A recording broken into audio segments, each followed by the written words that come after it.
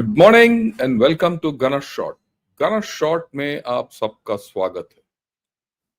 Today we are going to do something very different and very interesting. And the question which we're going to examine is, are the five pillars of Z's power, are they shaky or they stable? Now, what are these five pillars? It's there in this, thumbnail. It's the gun, the knife, the pen, the paper, and the blood. Very interesting way of looking at it. Let me put it across to you. It's not my original thinking. This is a beautiful article which I saw in Jamestown Foundation. And virtually I picked it up, translated those ideas into something. Let me put it, I picked up those ideas and I'm presenting it to you in the manner which I understand it and would like to examine it. I found this approach completely different. And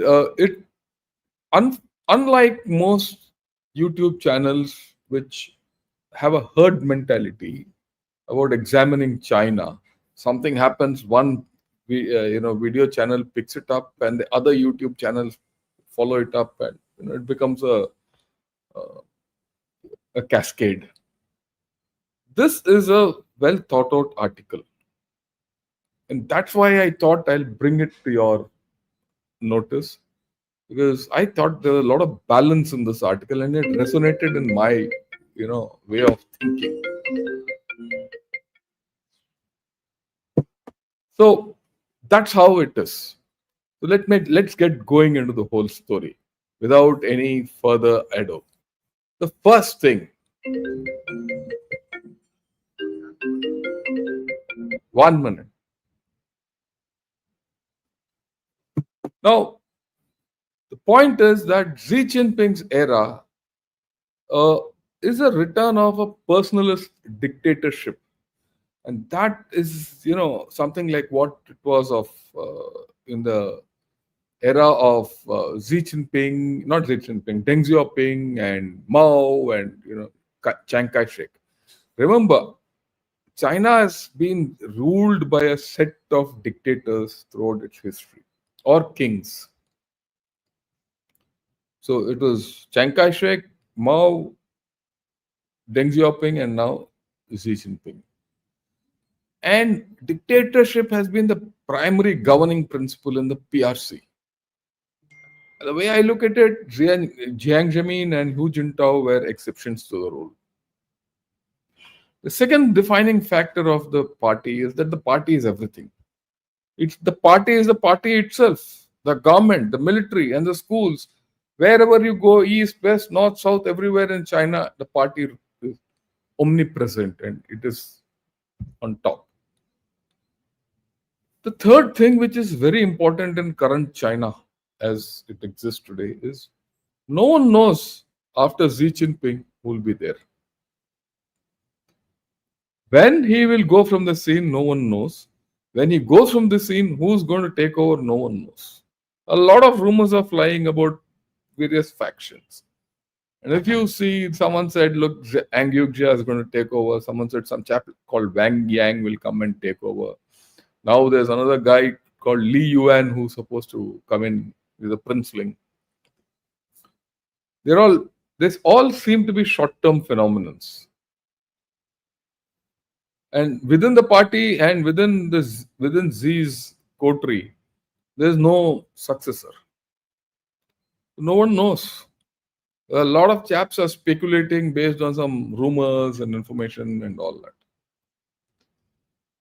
But one thing for sure, every dictatorship, a personalized dictatorship like Xi Jinping, has enemies within the system. And this is not only for China or Xi Jinping. It was there in Mao's time also. It was there. In Mao's time, there was this chap, Li Shaokui and Lin Biao. Lin Biao was his PLA commissioner, or the head of his PLA at that point of time. He wanted to take over in a coup against Mao. He was found and he ran away with his wife in an aircraft and he died somewhere over Mongolia. So, but both of them were purged, Li Shaokui and Lin Biao. At the time of Deng Xiaoping, if you see, Hu Yubang and Zhao Jiang, they were the prime ministers and the potential successors of Deng Xiaoping. Both were purged by Deng Xiaoping. So there's this thing, recurring thing, which happens when a potential successor comes up. He's like a small snake coming up, and the bigger snake eats it up. In many cases, it's the guy in chair who nominates the next guy, and he eats him up. This is a feature of this. It's not only here. It happened in USSR. It happened anywhere else. You look at a guy like Fidel Castro. For years together, he ruled, and all opposition he purged in Cuba. Even now, his legacy is continuing. So all dictatorships have this problem. Now, when you look at Jiang Zemin, the president Yang Shankun and his younger brother Yang Baibing, and his security chief were all against Jiang Zemin, purged or sidelined or power stripped. One of the three.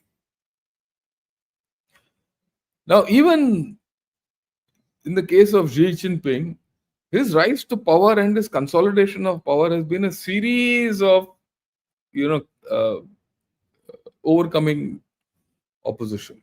Initially, it was Bourgeois, because Bourgeois, the choice was between Bourgeois and Xi Jinping. And Xi Jinping won out. And Bourgeois was purged. And he's rotting somewhere in the jail. He'll never come out. And then the whole series of purges which Xi Jinping did, we know that. It is not only for the military.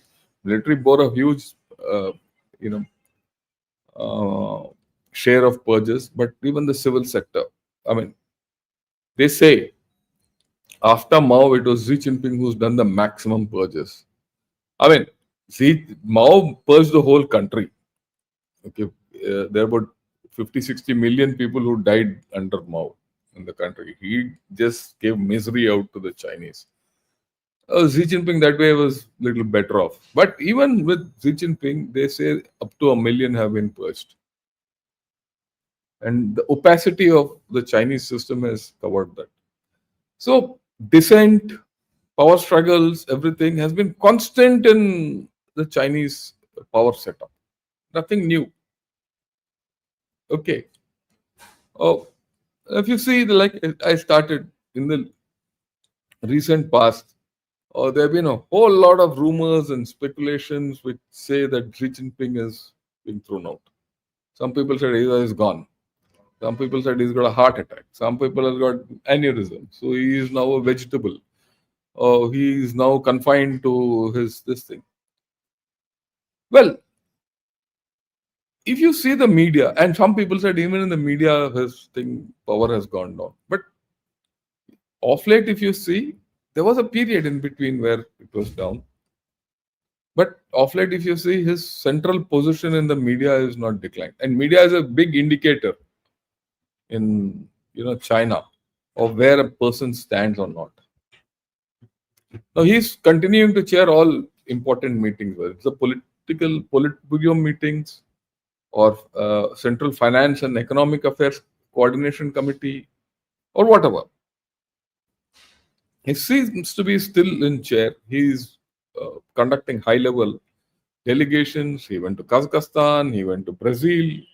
Or rather, he met the Brazilian president when he came to China. He's been meeting Lavrov regularly. He recently met Ursula von der Leyen, the EU Commission president. Regularly. He's presiding over all policy talks and everything. So has he lost his power? No. There is no sign of his core political trends reversing.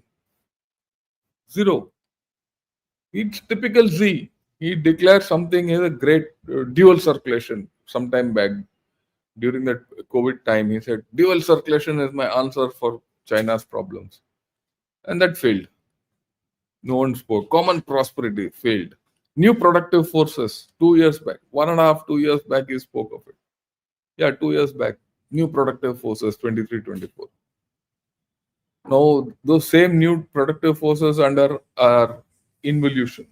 It's failing.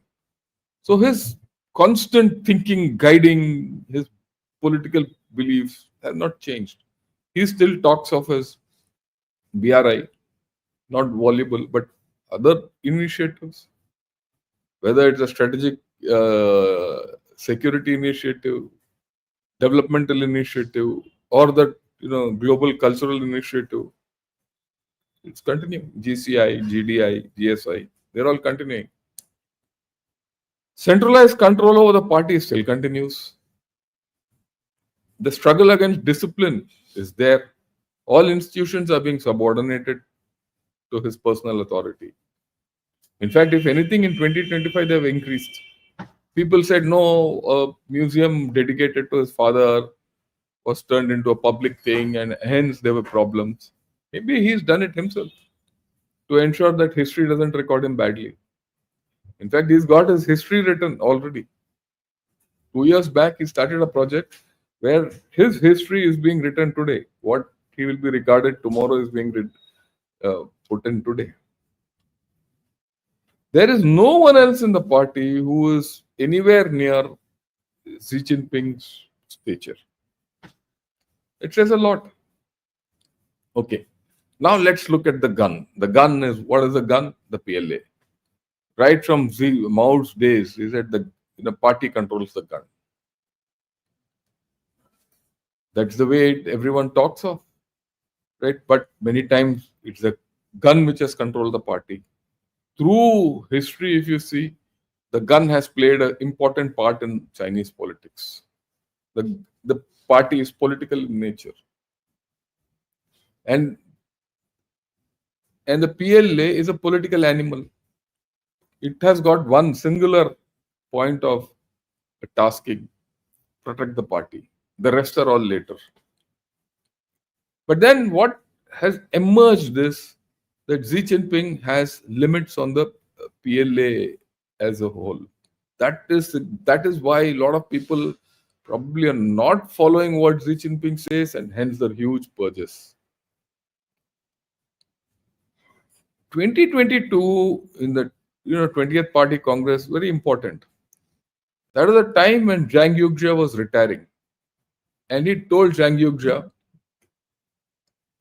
don't retire, continue. We are childhood friends, and he was very reliant on Zhang Yugjia to run the CMC because he had Zhang Yugjia's trust. The same Zhang Yugjia today and he are at some kind of loggerheads. On that, let's not have any doubts. Zhang Yugjia and Xi Jinping are at loggerheads. They're best friends, childhood friends. A lot what Xi Jinping has done is on the shoulders of Zhang Yugjia. But today, Zhang Yugjia is locked in a power struggle with Xi Jinping. Whether they can get over their differences, we don't know. What is the current thing, we don't know. And why? Between the two of them, the CMC is half its original size of what it was in 2022 at the end of the 20-party Congress. 3 chaps are missing. Li Shangfu, Mia Hao, and He Doming. He Wedong, yeah. Inka naam hi ajeeb hai. You can't remember them. Oh, they're missing. They're purged. Gone. They're out of sight. He Wedong is dead. Now you look at the operational commanders. You see, it's okay for political people to get sacked, commissioners to get sacked. 17 operational commanders have been sacked. Theatre commanders, PLARF, all operational commanders have been sacked. And that is dicey. That means there are a lot of problems. Either it's corruption or people are ganging up against Xi Jinping. And there are a lot of people from the procurement and logistics department and all that. But if you see the numbers, operational commanders 17 of them, 8 guys for logistics and procurement, 8 for political commissioners. Almost 50-50. 50 for operational reasons, 50% for other reasons. And why is this important? It is the operational commanders who have the capability to mount a mutiny and mount a coup. They can mount a coup against Xi Jinping. And the next thing is, very little is known as to why this crackdown has taken place. The scale of this crackdown, everyone knows, is huge, but everything is opaque and nothing comes out. There's no rebellion. So, what is this kind of a control?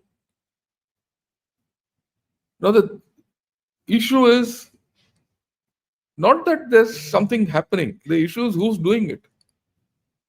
Is it Xi Jinping? Or is it Zhang Yugjia?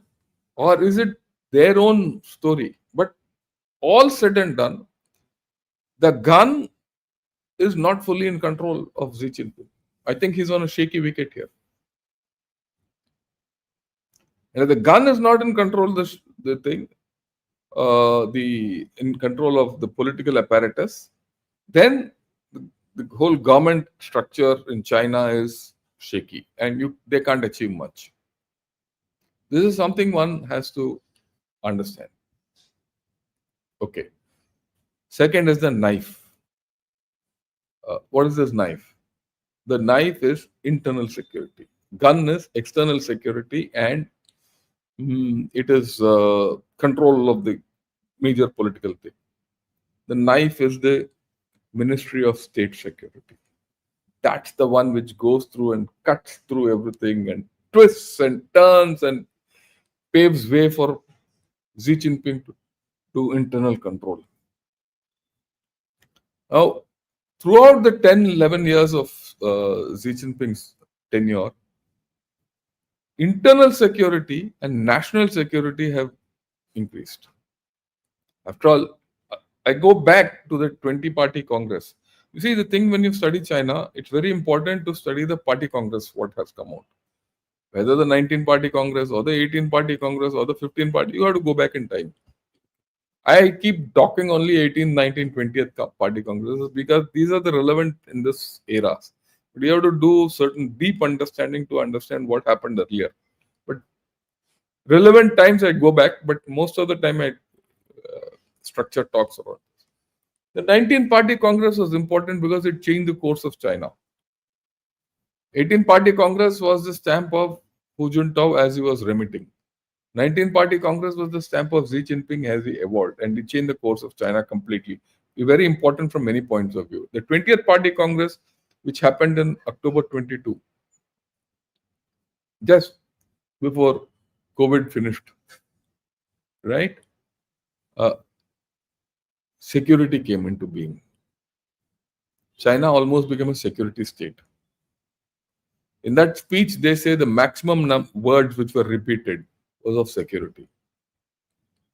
And hence, this Ministry of State Security, which dealt with internal security, expanded. And he is reformed. Reform of any ministry in China means what? That means that dictator is laying out rules by which people can behave as the way he wants. He's reforming it to suit him, not anyone else. And he expanded the MSS. And now that expanded MSS, which has been going on from October 22, is being reshuffled. Purges in that also. Right? Now, this is being a new area. Xi Jinping is a little weak. He's not built it. He's not built it the way he has had control over PLA. This story is a little new. The new knife, as it is functioning today, is a little new. And that is why people have questions about where does Xi Jinping have control internally? Complete. We don't know. He might have, might not have, but we don't know. Then the paper. Paper is what? The bureaucracy. The party state bureaucracy. Now, The party state bureaucracy at this point of time seems to be in control of by Xi Jinping.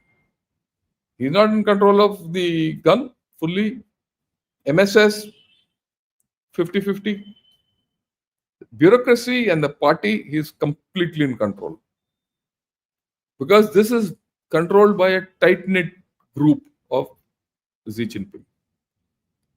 And that tight knit group is basically the Politburo and the Politburo Standing Committee, where they're only handpicked guys of Xi Jinping, very little opposition. And their political fortunes of that Politburo Standing Committee are all closely tied with Xi Jinping. Whether it is Sai Chi or Li Qiang or Wang Huning, whoever, Ding Zhuang, these are all based on Xi Jinping's political power. They don't have it on their own. They're not personalities on their own. And there's no groupism in this structure at the top. At the bottom, there is. State levels, they are. At the top, where the controls are, there's no groupism. There's no one from within Xi Jinping's inner circle politically who's come out against Xi Jinping. In some cases, like I said, Zhang Yuxia is the greatest challenger to Xi Jinping. But is he doing that challenge to disturb Xi Jinping or reform China? We don't know. That struggle is still there. So the struggle of, or the weakness of his control over the gun is spilling over to some extent on the bureaucracy. Even in the bureaucracy, he's done a huge purge and change of thing. So there's no evidence that his grip on this paper is slipping. I mean, it will not slip. This is his strength. Now let's come to pen. Pen is the propaganda system, and the Chinese system survives a lot on the propaganda. And in this, his power is the strongest, absolutely strongest. People have said, look, he's not coming in enough in media, all that. But actually, he's coming a lot more in the media than anyone else. And the People's Daily, Xinhua, QC, these are the markers. QC is his personal page virtually. And people look at QC as if these are, at least secret droppings from God himself. Well, whatever he speaks through QC is virtually taken as a diktat. QC comes in English, but QC English comes late. And QC China comes on time. And it's once in 2 months they put out. It's not a paper, nothing. It's within. And what comes in QC English today, Chinese today, Mandarin today, might come out after a month or two in QC English. But they are the core edicts. There, it is only Xi Jinping. No one else is allowed to talk. People Daily also. Now, the general thing is, if there is a problem on Xi Jinping going here and there, or rather, there's problem within against Xi Jinping, then this will get reflected in the propaganda apparatus. The propaganda apparatus will sing different songs. To some extent, one saw it about a month back, but now that's got corrected. Now these suffer this propaganda difference and cracks and all. People come in YouTube and talk. A lot of people in YouTube say, oh, Xi Jinping is going to be changed. This chap is going to come. That chap is going to come. All doomsday scenarios. Get good views. But is it good logic? That's why I keep saying, this is my request to all. You want some good, solid analysis, come to Ghana Short. You want masala, go elsewhere. So if all of you who are watching are interested in good, solid analysis, do subscribe to Ghana Short. Let me give you a thing. Yesterday I did on New Juan. Okay, go to the comment section of that article. There's a Chinese who's commented. There's a Chinese who's commented in Mandarin. And he said, yes, involution is a huge problem today in China. He's just confirmed what I said. I mean, I don't know Chinese, I had to translate it. So and when you see comments, vitriolic comments either in the chat or on comments page in any of my YouTube channels, especially from Chinese and Pakistanis, you know that I have spoken the right thing. Okay.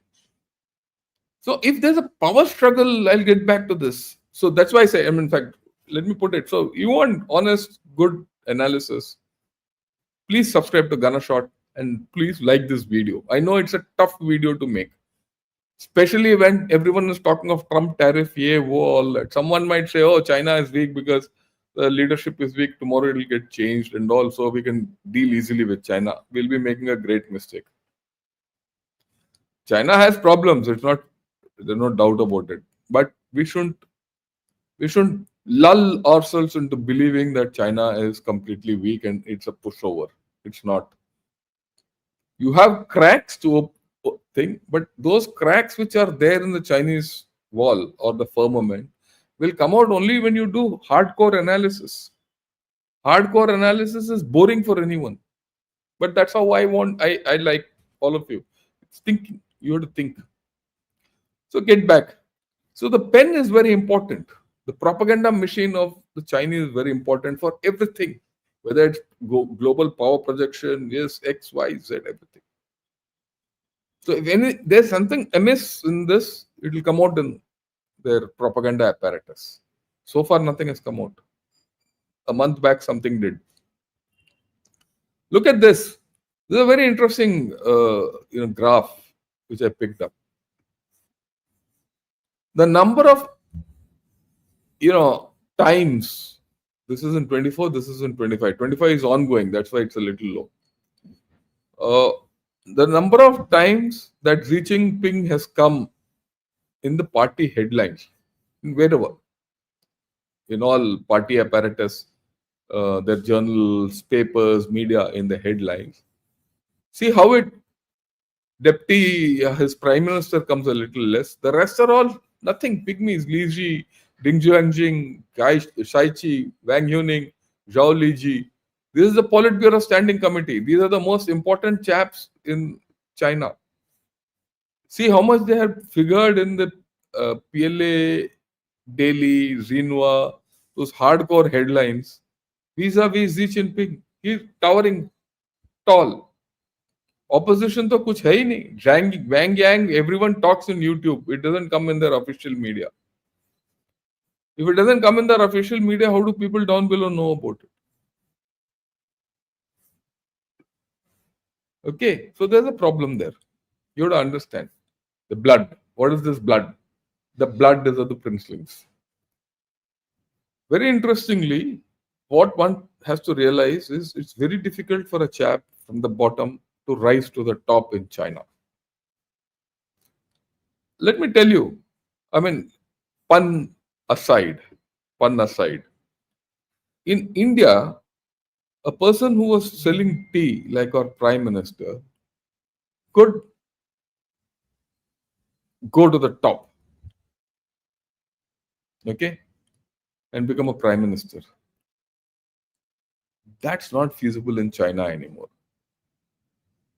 It was never feasible in China. It was only Mao who broke those ranks.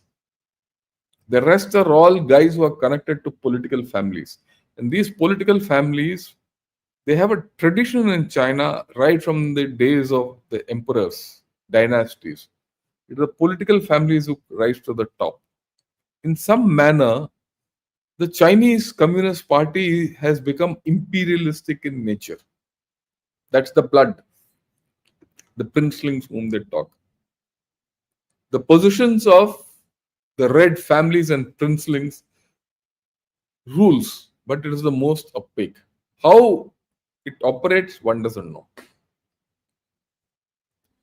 There's another dynamic which has happened because of Xi Jinping. Once upon a time, the party elders had a role to play. Over a period of time, Xi Jinping has killed those party elders' role, slowly shaved them off. 2 years back, 4 years back, 5 years back, the party elders could, uh, you know, come in between. 1 minute. Yeah. So could come and talk, okay, in between, and give advice to Xi Jinping, or in that Baida Hai meet and all that. Today it is lesser. Party elders virtually is opposition. It's no more people who are guiding Xi Jinping. That concept has changed completely. So, so if that be so, and Xi Jinping has sidelined them, all these rumors which are coming on YouTube which say, oh, the party elders are against Xi Jinping and yeah, all that. And Xi Jinping is being sidelined. And whenever he disappears from view, he has disappeared from view. Let's not have any doubts. Whenever he disappears from view, is it mean the end of Xi Jinping? If that is so, Xi Jinping should have died about 5-6 times. There's no doubt he's disappeared from view for 10 to 15 days, 4-5 times. Obviously, his health is not good. On that, I have no doubt. And he has uh, delegated certain actions to others. So those delegated actions, are they to be seen as dilution of powers, or he is delegated with control? That's you're not able to make out because uh, of the opacity of the system. Okay. Now there are guys in the system, in the princelings lot, who have their own ambitions and they want to come up and they are doing something in between. But they don't dare come out in the open and talk against Xi Jinping. If they do, he'll kill them. So they're all doing behind. And probably many of them are firing their gun over Zhang Yujia's shoulder because Xi Jinping, they feel that Xi Jinping will not act against Zhang Yujia. For all you know, Zhang Yujia and Xi Jinping might be on the same page. Many people will not agree with this analysis of mine. But I am prepared to change my position as you see evidence. The evidence doesn't suggest to me that Xi Jinping is out of control. Evidence suggests to me the following: one, there is a problem within the party. Between the party and the PLA, there is a problem. Xi Jinping's control is not as strong as it was earlier. There are issues, but the purges continue. He's still central to the core. No one has the authority to challenge him. There is no one who can come up and say, I want to take over. So he'll continue. The way I look at it, I'm very happy. Because Xi Jinping is constantly killing China. Every one of he creates a thing like BRI he created. Ultimately, it's a albatross around their neck. It's lost. What has BRI done? People have started realizing China in its true depth and they've lost trust. BRI, COVID, his COVID policies, his assertion, wolf warriorism. All this he started and then he has to draw back. Dual circulation, new productive forces. Now China is having the fight of its life against new productive forces, which I spoke yesterday, right? Which is Xi Jinping's brainchild. So whatever China does in a big manner, big thing, we all take it up as if China has got the greatest power. Wait 1 year, 2 years, that will be the Achilles heel. And Xi Jinping presides over it. So I'll be very happy as Xi Jinping ages, he continues to be in power. I don't want a new chap to come in. He's India's friend. I'll be very honest with you. He came 4 years back thinking he'll do everything against us in Eastern Ladakh. 4 years later, he had to go back and we are back to square one. What has he achieved? Nothing. What have we achieved? Hell of a lot. He's had this effect. You have to think differently. Okay. There are three scenarios. I'm going to talk of. Scenario one, Xi Jinping firmly in the saddle and he is in charge. Now, in this scenario, there's a current scenario. He is not going to name a successor. Like I said, if he names a successor, he has to kill him. But all his loyal guys like Saichi or Zhao Liji or Wang Huning and Li Xiang, they'll all do whatever Xi Jinping wants. This is what's happening.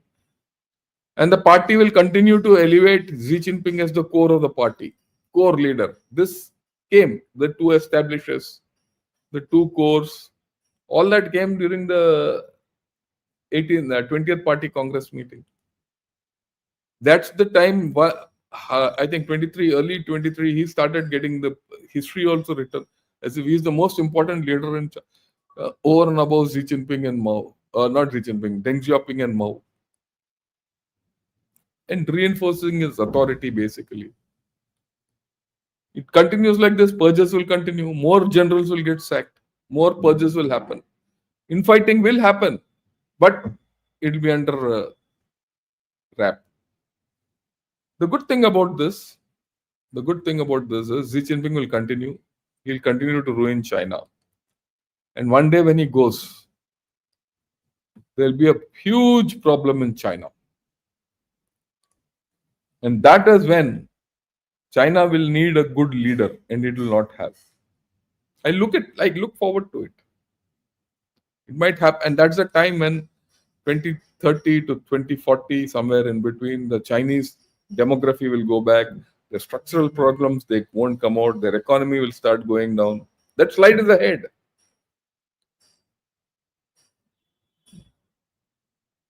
Watch. Because there's no alternative power center, there's no alternative coming up, and Xi Jinping will run riot. What is the second scenario? The second scenario is Xi Jinping, his stature is diminished. The way I look at it, we are between the first and the second scenario. I mean, the party military compact, there are cracks in that. There are cracks in that today. Today, it's not as if Xi Jinping will continue.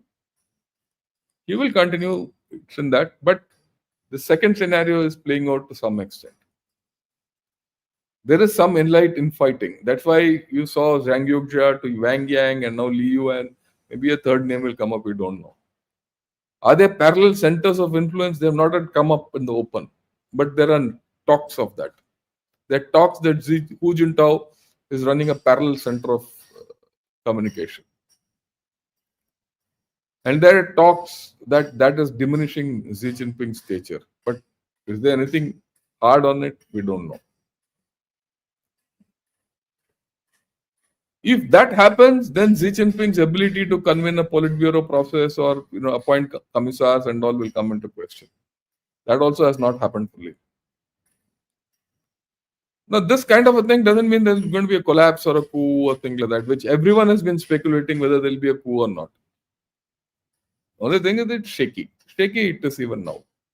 Can a coup come out of this? Maybe. Zhang Yugjia. We'll have to see. We'll have to watch how it goes. Okay. The third scenario is Xi Jinping is finished. And this is the least possible scenario at this point of time. It will be disruptive to China. Suddenly, one fine day, Xi could be abruptly sidelined. It could be due to health. One day, Xi Jinping might die, or he might be he might be incapacitated to continue. This could happen. If this is there, there'll be indications which will come out. One odd guy will come up. There'll be sharp discontinuities in the flow of information. Some policy changes, everything. People were speaking of this last month, but I don't think it is so.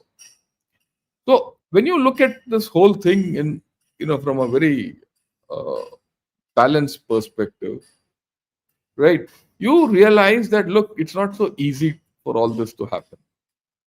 Not so easy. It's not so easy to push Xi out. Positionally, which scenario will play out? I think it's in 1.5 scenario. Not the first scenario, not the second scenario, where his position is diminished. Not the one in which is completely, somewhere in between. More veering towards upper end. But there is enough problems, internal problems of China. The problem between PLA and the party and certain other issues which are happening to make China weak. China is not so strong as it was earlier. Politically, they're weaker because there are external factors, the way we deal with it.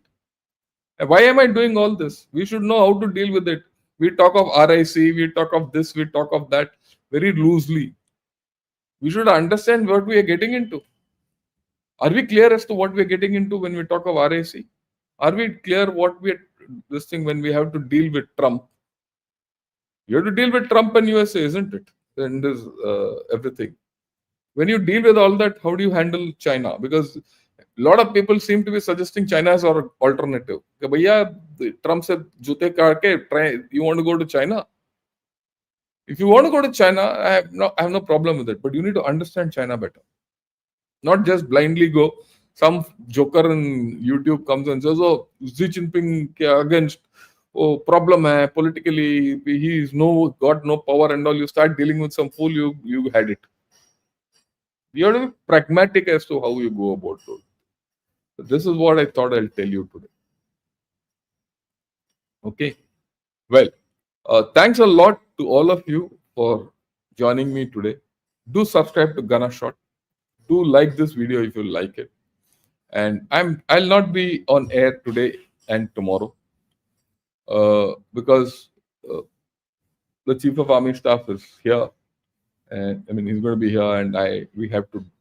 Tomorrow is a red letter day for me personally because there's a huge center coming up in IIT. I'll talk of this with General Hari Mohan, General Dushyant, and General Rajiv Narayanan on Wednesday evening. Till then, wait. So I can't do anything today evening and tomorrow. Tomorrow evening I'll do. Not tomorrow morning I'll not do. Till then, bear with me. Right. Thanks a lot. I just thought I'll put across everything to you. We'll take some questions. Thanks a lot, Hans, for gifting a Ghana Shot membership. I do hope to whomever you gifted, that person takes it forward. And I'd also like to thank Ladybird Haru who's joined me as a new member. I'll take a few questions because I have to go and prepare for the Chief of Army Staff to come to IIT. Thanks a lot, Vasu, for this compliment. So nice. And Amitesh Behra saying very nice section is great. Yeah. So you and all your guests are great, but can you get Atta Hasnain? It's a long time since he came to your channel. I'll try. Let me see. Because he's busy in a few other issues. That's why he's not able to come to many channels. He's not going to many channels. And Lady Bird also, thanks a lot. Namaste and good morning. Yeah, I think BJT and Z are good for India. So is Rahul Gandhi. Great. I like it. Yeah. Good morning, General. Yeah, nice to see you talking in English. I don't understand Hindi. Let me clarify it, Palanchami and Rasiappan. Palanchami Rasiappan. All my podcasts are in English. Only 2 days in a week, twice I do in Hindi. One, I go on alternate media with Mrs. Gayatri Devi. I speak in Hindi. The second is with Sanjay Dikshit. I speak in Hindi because they are essentially Hindi channels. I do that because a lot of people from the Hindi heartland who say we don't understand English. So that is why I do those. Right. For all of you, whether you are in Hindi, who you like Hindi not, whether you like English or not, or whatever I'm talking of, what I would suggest is this. Every video which is streamed, you can see it with subtitles. You have to go to the settings, put on, and see subtitles. And you can choose the language in which you want subtitles. If there's an English video, you can see the subtitles in Hindi. If it's a Hindi video, you can see the subtitles in English. So you can understand it. That's the first thing. The second thing is, all videos which I put out a video almost every day, right? What I do for this is this. Why I put out old streamed videos and I put it out as a video. not as a live stream. Is and those videos are old live streams only. Why I put that out is those are available. You can dub it. You can see the dubbed version of that in the language you want. There are about 8 10 languages, including Hindi and English. So those you can see in the language you want. Go to settings, see audio track.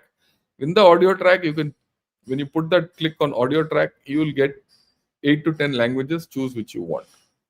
Okay, that is important for you. That is why I put old live streams video, edit it, and they have to be less than 1 hour. I make it less than 1 hour and put it out, so you can see both. And I am catering for everyone the best way I can. That's how I look at it.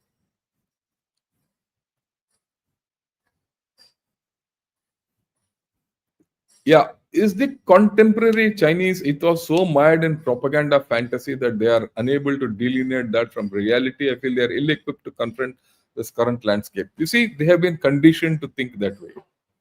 The whole population is conditioned to think that way. That is why they have a problem. And that is why the alternate system cannot come in.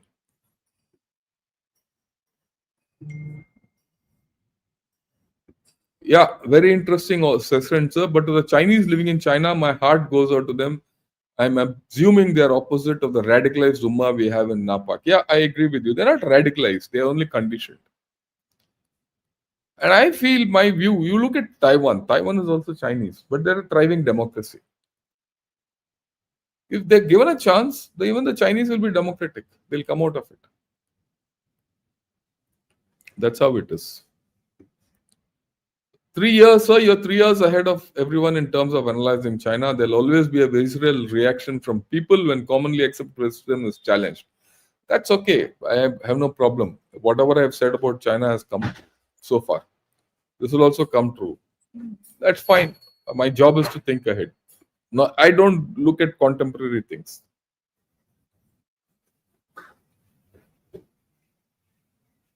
Yeah.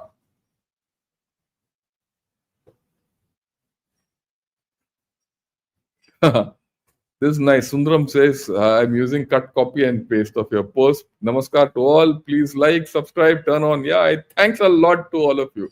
This is great. Shruti, namaskar. Appreciate the way you link the weak and the strong point. Yeah, yeah, you need to. If you don't, then, if you don't have a rational analysis of your adversary, you're out. Cannot India establish people to people connection in China bypassing? No, you can't. It's not done.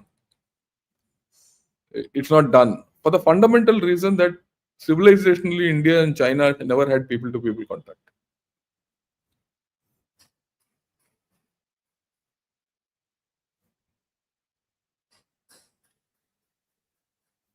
Yeah. As I mentioned a few days ago, this concept of an emperor being the supreme most authority still applies to the CCP. So if there's a revolution in China, it would be against CCP or Xi Jinping. It will be both. That's the way the revolutions have happened in China. That's the way dynasties have been overthrown. If you go through their thing, see, I always say that today's CCP is a dynasty, and this has a shelf life. Maybe it's going to be 100 years now. 49 will be 100. After that, it's on, and the fundamentals of China are changing. So this is a heady cocktail which I don't think the world has seen. So we might see a change 2030 onwards. 2030, 2040, I see a great change in China. I might not be correct, but that's the way I look at it. Okay, Rational Buddha, thanks a lot for joining me as a member. Have I said hello to everyone? Hans, I've said. Yeah, Sai Outer Vision, hello. Mrs. Claire, morning. Hello. AM Kamath, also successor to Z will be AI. That's a nice one. Okay. Saurabh says very intense, high protein topic. Yeah, it is. So I would suggest share it to people and tell them to see. They have to understand this. It's not enough to just waffle about Trump and China and RIC and all that. Has there been an instance of any overthrow from the past till now of any president by the party, if not one. Yeah, it's happened. Gang of Four. Gang of Four was thrown out. After that, who are you, Gao Feng, or who are you, Bang? He was also thrown out by Deng Xiaoping. Deng Xiaoping managed to put Hu Jintao and this fellow, Jiang Zemin. Hu Jintao, I told you, no, that successors, they have all killed. It happens.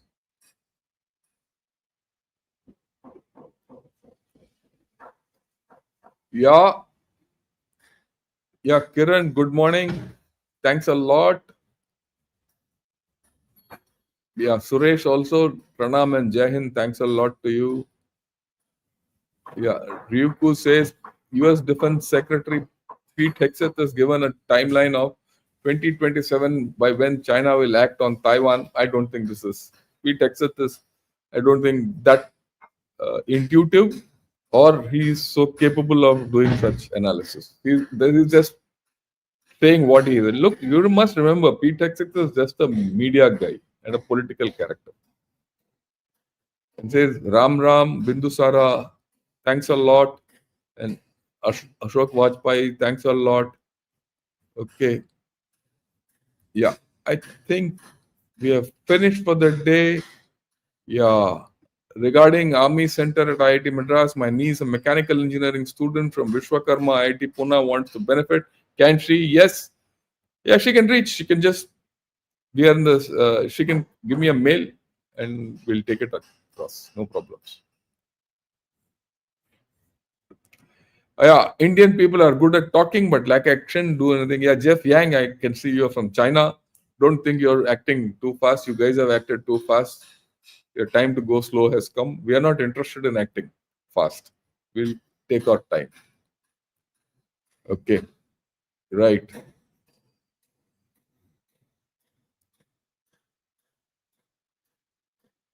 Right. Somnath says grounding analysis for all of us who are flying. I have seen many people just talking about wish, yet not doing a thorough probe and comp. Thanks a lot. Yeah, that's what we should do, no? Why talk all nonsense? Is this the problem with only Trump or all American leaders? Trump is extreme, but Americans have an issue otherwise. Do we need a group like NATO with Israel, Armenia, Philippines? No, we can't. We shouldn't have it. Let me be. I'll talk of it some other day. Okay. Ashish says US won the Cold War with Russia. Now it's US versus China. Is it 50-50? I don't think so. I don't think it's 50-50. I still think that dice is loaded in favor of USA for many reasons. Don't go by what Trump has done. USA has got more depth in for many things as against China. And China is going through a huge transition which it has scripted without knowing what's going to happen to it. And that is the weakness of China. And so far, no one has caught on to it in the way I expected it, but it's a matter of time.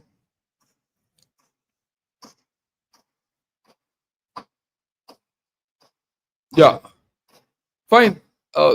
Chinese can think what they want, but they are a collapsing city. They are a collapsing civilization. On that, there's no doubt. Okay, their alternative to a Chinese is a AI robot. That's poor, right? Okay. With this, thanks a lot. Uh, Glad you joined. This is a hutke kind of a analysis, but I thought I must do it because this is more important, the way I think, than all the day-to-day issues. Uh, Tomorrow evening, we'll join at 8 o'clock and we're going to talk of something very, very interesting. Just watch out. I'm going to get General Rakesh Sharma and we're going to talk about modernization, requirement of air forces, and all that as a fallout of Sindur. And we're going to do some basic questioning and honesty about how we go about doing our business. Thanks a lot. Have a great day. Enjoy yourself and Jai Hind to all of you.